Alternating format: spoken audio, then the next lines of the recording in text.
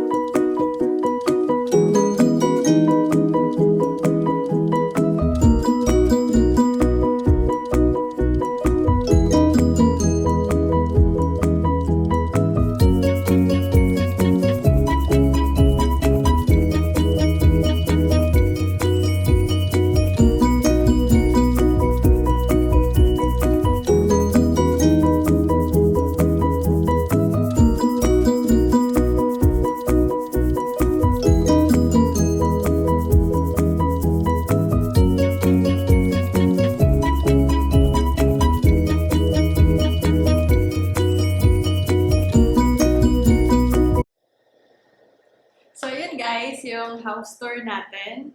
And for now, nag-rent muna kami dito sa place na to. And yung rent is around 15,000 pesos. Hindi pa kasama yung electricity, tsaka yung water and internet.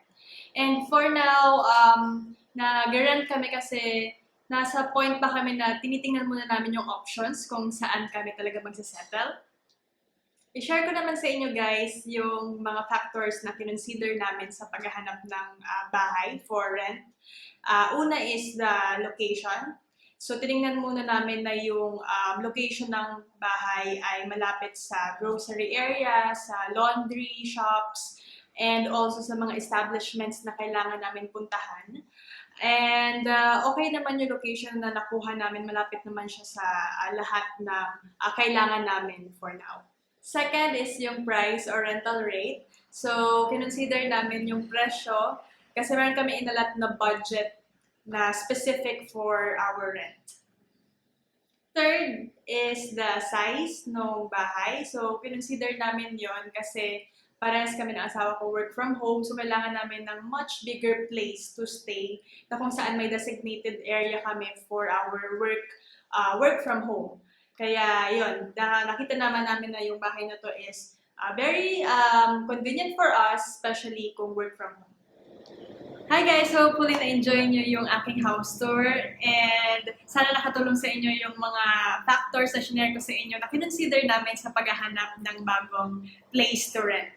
Kaya see you in my next vlog guys! Bye!